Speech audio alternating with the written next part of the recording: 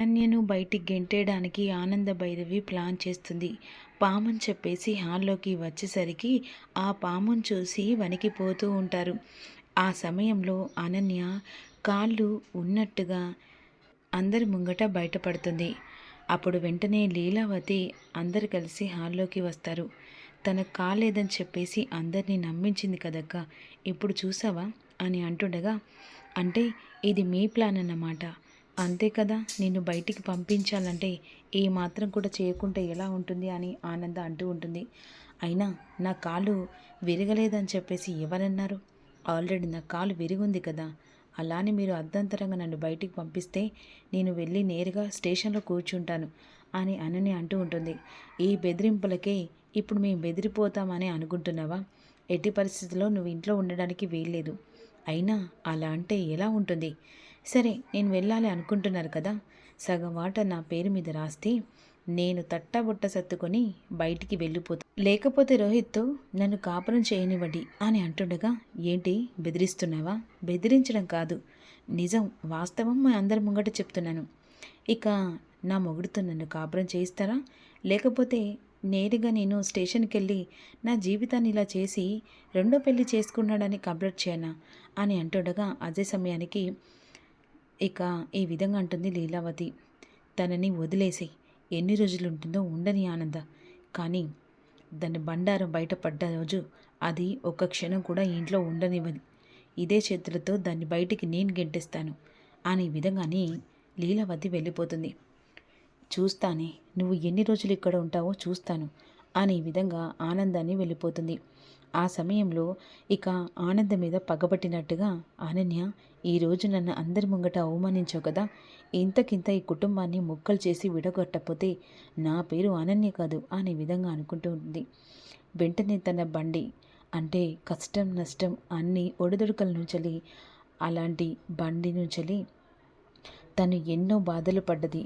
ఆ బండి ఈరోజు తనకి ఒక మెట్టు ఎక్కే స్థాయికి చేసింది. అప్పుడు వెంటనే ఆ బండికి మొత్తం దుమ్ము పడుతుంది.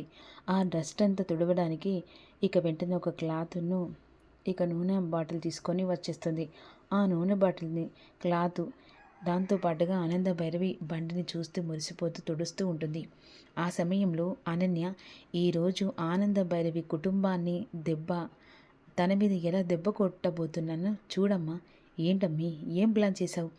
ఏముంది, ఈ మెట్ల దగ్గర ఇప్పుడు నూనె పోస్తాను, ఆ నూనె పోసిన తర్వాత ఆ సమయానికి ఆనంద భైరవి పిలిచినట్టుగా నాటకం ఆడతా, అప్పుడు ప్రీతి అత్తయ్యగారు అని చెప్పేసి బయటకు వస్తూ ఉంటుంది.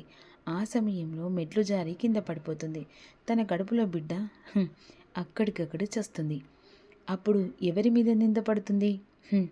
ఆనంద గారి మీద కదా అనే విధంగా ప్లాన్ చేస్తుంది. ఆనంద భైరవి అక్కడ బండి తుడిసి తన లోపలికి వెళ్ళిపోతుంది. నూనె బాటిల్ తీసుకొచ్చి వెంటనే అక్కడ నూనె పోస్తుంది. ఆ సమయంలో నూనె పోసిన తర్వాత ఇక వెంటనే ప్రీతి అని చెప్పేసి ఆనంద భైరవి వాయిస్ పెట్టి అనన్య పిలుస్తుంది. వస్తున్నాను అత్తయ్య అని చెప్పేసి గబగబా మెట్లు దిక్కుంటూ వస్తుండగా నూనె మీద కాలు అడిగేస్తుంది ప్రీతి. ఒక్కసారిగా కింద పడిపోతుండగా రోహిత్ వచ్చేస్తాడు. తన వైఫ్ని, ప్రీతిని చేయి పట్టుకుంటాడు. కింద పడిపోతున్న ప్రీతి చేయి పట్టుకునేసరికి అక్కడే ఆగిపోతుంది. కానీ ఒక్క క్షణం రోహిత్ రాకపోతే ప్రీతి కింద పడేది. వెంటనే, ఏం జరిగింది ప్రీతి?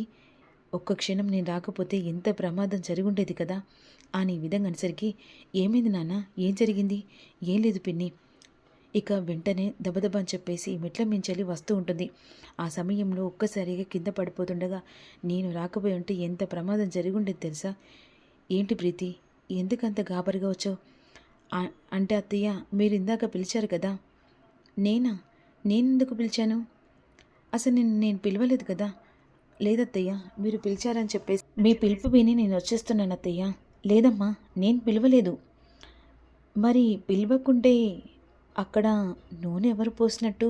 ఇందాక మీరే పిలిచారు కదా, ఆ పిలుపు కూడా నేను విన్నాను. అయినా అక్కడ నూనె పోయడం, ఓ, ఇంక అర్థం కాలేదా మీకెవ్వరికి? తను పిలవడం వాస్తవం, కానీ ఇంటికి వారసుడు వస్తున్నాడని మంటతోని తన కోడలికి కాకముందుకే ఈ కోడలికి కానిపోయిందని చెప్పేసి కడుపులో విషాన్ని పెట్టుకొని కావాలని చెప్పేసి ఇక మెట్ల దగ్గర ఆ నూనె పోసి "హ్, ప్రీతి కడుపు పోగొట్టడానికి ప్లాన్ చేసింది ఆనందత్తయ్య. ఏం మాట్లాడుతున్నవే? వాస్తవం చెప్తున్నాను. నీ చేతిలో ఉన్న నూనె డబ్బాను చూస్తేనే కదా ఆ నూనె చేతిలో ఉన్నదంటే ఇక్కడ నువ్వు నూనె పూసావన్నట్టే కదా" అని అనేసరికి వెంటనే అక్కడ శరణ్య అనన్య చెంప పగలు కొడుతుంది. ఏం బాగుతున్నావే? మా అత్తయ్య ఎప్పుడు అలాంటి ఆలోచన చేయదు. అంటే నిజాన్ని వాస్తవాన్ని బయట పెడుతుంటే ఆ బయట పడుతుందని చెప్పేసి నిజాన్ని కప్పెట్టాలనుకుంటున్నావా? హ్, ఎప్పటికీ మీరు ఇలా నమ్ముతూ పోతూ ఉండండి. అప్పుడు ఈ ఆనంద భైరవి గారు ఈ కుటుంబాన్ని తన గుప్పెట్లో పెట్టుకొని అప్పుడు ఇంటికి వారసుని రాకుండా చేయాలని ప్లాన్ చేస్తూ ఉంటుంది. ఒక్క నిమిషం ఆగే. ఇప్పుడు అది గనుక అత్తయ్య నూనె పోసిందని అంటున్నావు కదా, చెప్తాను అని చెప్పేసి వెంటనే ఆ నూనె చేతికి తీసుకుంటుంది శరణ్య. ఆ నూనె తీసుకొని చేయికి తీసుకొని అలా స్మెల్ చూస్తుంది. ఇది కూరలలో వాడే నూనె అత్తయ్య. నీ దగ్గర ఉంది కొబ్బరి నూనె. అంటే ఈడ ఒకవేళ నువ్వు పోస్తే కొబ్బరి నూనె పోయాలి. మరి వంట రూమ్లో ఉండే ఆ నూనె మరి ఇక్కడ దాకా ఎందుకు వచ్చింది? అంటే ఇదంతా కావాలని ఈ కుటుంబాన్ని ఎలాగైనా విడగొట్టి పంతాలతో ఈ కుటుంబం ముక్కలు కావాలని చెప్పేసి ఇదంతా అనన్య వేసిన ఎత్తుగడతయ్య. మీరు ఒక్కసారి ఈ నూనె స్మెల్ చూడండి అని ఆనందను అడుగుతుంది. అప్పుడు చూసరికి అది కిచెన్లో ఉన్న నూనె వంట సామానికి వాడేది. ఇదంతా మీ మీద నిందపోవడానికి ఈ దిక్కుమాలి ప్లాన్ చేసింది ఇదే. అసలు దీన్ని ఎలా చంపాలంటే నిన్ను చంపినా బయట కుక్కని చంపినా ఒకటేనే అదన్న కనీసం విశ్వాసంతో ఇంటి ముంగట ఎవరు రాకుండా చూస్తుంది. కానీ నువ్వు ఇంట్లో తిని ఈ ఇంటింటిని వాసాలను లెక్క పెడుతూ ఇక దారుణంగా మోసం చేయాలనుకుంటున్నా, కుటుంబాన్ని ముక్కలు చేయాలనుకుంటున్నావి అనేసరికి వెంటనే రోహిత్ ఆ మాటలు విని అనన్య చెంప పగల కొడతారు. దుర్మార్గురాలే, ఇక నా ఏకంగా ఇంటికి వారసును చంపాలని ప్లాన్ చేసి అదే కాకుండా పిన్ని మీద నిందలు పోయేలా చేస్తావా? నీలాంటి దాన్ని అని ఒక్కసారిగా జుట్టు పట్టబోతుండగా, నాన్న రోహిత్ వదిలే, దాన్ని కొట్టినా బయట కుక్కని కొట్టినా ఒకటే అనేసరికి ఇక ప్రీతిని తీసుకొని రూమ్లోకి వెళ్ళు ఇక రోహిత్కి చెప్తుంది. రోహిత్ ప్రీతిని తీసుకొని లోపలికి వెళ్ళిపోతాడు. ఓసే దిక్కుమాలిందానా, వేస్తే వేసావు కానీ కరెక్ట్గా ప్లాన్ చేయవే. వేస్తావు, ఆఖరికి వచ్చే వరకు అందరి చేత తన్నులు తింటూనే ఉంటావు కదనే. దిక్కుమాల ఆలోచన, దిక్కుమాలి ప్లాన్లు అని చెప్పేసి ఆనంద అనను తిట్టేసి వెళ్ళిపోతుంది.